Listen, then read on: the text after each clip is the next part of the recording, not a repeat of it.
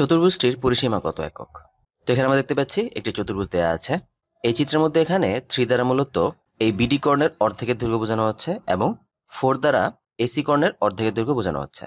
এবং এখানে আমরা দেখতে পাচ্ছি বিডি কর্ণ এবং এসি কর্ণ ও বিন্দুতে সমান দুটি খণ্ডে বিভক্ত হয়েছে, কিন্তু এখানে এবিসিডি চতুর্ভুজের কোনো বাহুর দৈর্ঘ্যই দেওয়া নেই।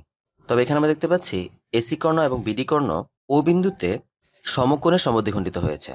আমরা জানি যে রম্বসের কর্ণদ্বয় পরস্পরকে সমকোণে সমদ্বিখণ্ডিত করে। দ্যাট মিন্স আমাদের এবিসিডি চতুর্ভুজটি হচ্ছে একটি রম্বস। তো আমরা যদি এই চতুর্ভুজের একটি বাহুর দৈর্ঘ্য বের করতে পারি তাহলে আমরা এর পরিসীমা জেনে যাব। তো এখানে আমরা দেখতে পাচ্ছি ডি ও সি ত্রিভুজের মধ্যে ওডি বাহুর মান হচ্ছে 3, ওসি বাহুর মান হচ্ছে 4 এবং এটি একটি সমকোণী ত্রিভুজ। তাহলে আমরা ডিসি বাহুর মান বলতে পারি ডিসি হবে এই সমকোণী ত্রিভুজের অতিভুজ। দ্যাট মিন্স এটি মান হবে 3 স্কোয়ার প্লাস 4 স্কোয়ার উপরে রুট। দ্যাট মিন্স এটিকে ক্যালকুলেশন করলে আসে 5, অর্থাৎ এই রম্বসের একটি বাহুর দৈর্ঘ্য হচ্ছে 5 একক।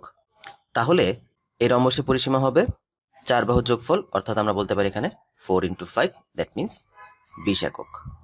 অর্থাৎ কারেক্ট অ্যান্সার হচ্ছে গ 20 একক।